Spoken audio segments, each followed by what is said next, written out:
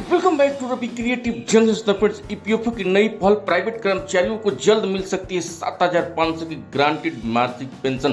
पूरी जानकारी क्या है मैं बताऊंगा, लेकिन उससे पहले अगर आप मेरे चैनल पर पहली बार हैं, अब तक अपने मेरे चैनल को सब्सक्राइब नहीं किया है तो प्लीज चैनल को सब्सक्राइब कीजिए और बेल आइकन प्रेस करना, ताकि जो लेटेस्ट अपडेट हो सबसे पहले नोटिफिकेशन आपको पड़ा। तो वीडियो को बिना देर के शुरू करते हैं। आपको बता दें कि ईपीएफओ न्यू प्लान, ईपीएफओ की नई पहल, देश में हर नौकरी पेशा इंसान की एक चिंता होती है कि बुढ़ापे की जिंदगी कैसे कटेगी, खासकर प्राइवेट सेक्टर में काम करने वाले लोग जिन्हें सरकारी पेंशन जैसे कई अस्थायी आय नहीं मिलती है। लेकिन अब इस दिशा में एक बड़ी राहत खबर सामने आई है। EPFO employees provident fund organisation की नई योजना यह उम्मीद जगी है कि प्राइवेट सेक्टर कर्मचारियों को एक तयशुदा ग्रांटेड पेंशन मिल सकती है। तो आपको हम बता दें कि ईपीएफओ न्यू पेंशन प्लान क्या है और क्या योजना में अहम है। ईपीएफओ नई पहल पेंशन योजना के तहत क्या मिलेगा, योजना के लाभ उदाहरण से समझिए और इस योगदान में कैसे क्या दस्तावेज लगेंगे और क्या योजना के सभी के लिए सही है मेरा, और इस योजना को लेकर अभी क्या स्थिति है, क्या आपकी तैयारी शुरू कर देनी चाहिए। तो आपको बता दें कि भारत सरकार एक संगठन है जो संगठित क्षेत्र के कर्मचारी को भविष्य निधि और पेंशन का प्रबंधन करता था। ईपीएफओ केवल एक मुश्त रिटायरमेंट फंड देता है, लेकिन अब यह पेंशन योजना देश की पेश की जा रही है, जिसमें कि कर्मचारियों को रिटायरमेंट के बाद 7,500 तक की मासिक पेंशन मिल सकती है।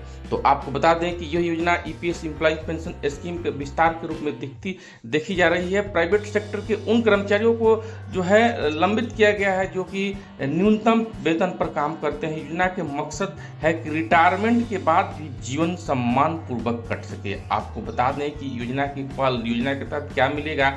इस योजना के तहत जो है एक निश्चित उम्र के बाद कर्मचारी को हर महीने 7,500 की पेंशन मिलेगी। यह उन कर्मचारियों के लिए बेहद फायदेमंद जिनकी तनख्वाह कम है, जो पहले से ईपीएफ खाते में योगदान दे रहे हैं। और आपको ये भी बता दें कि कौन कर सकता है योजना का लाभ। जिनकी उम्र 18 से 55 वर्ष के बीच है, जो कम से कम 10 साल तक ईपीएफओ में योगदान करते हैं, जिनकी बेसिक सैलरी 15,000 या उससे कम, जो कि ईपीएस स्कीम के अंतर्गत पहले से नॉमिनेट हैं या नामांकित हैं।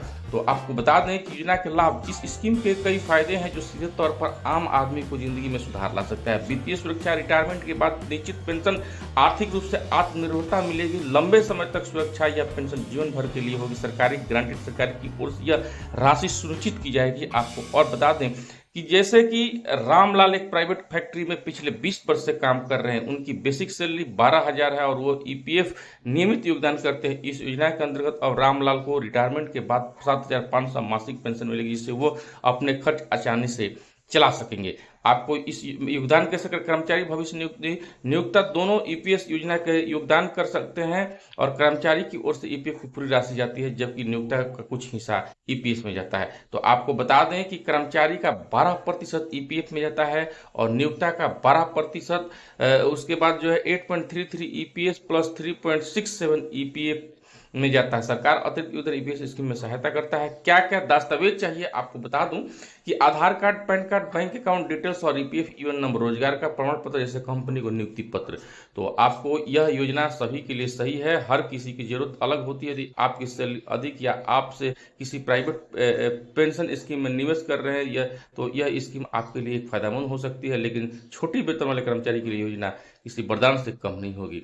तो हम आपको बताते हैं कि मेरे और खुद का जो कि इस योजना को लेकर काफ़ी जो है सरकार अभी जो है एक्टिव मूड में दिख रही है, और आने वाले समय में ऐसा अटकल लगाया जा रहा है कि बहुत जल्द जो है इस पर सरकार की मोहर लगने वाली है।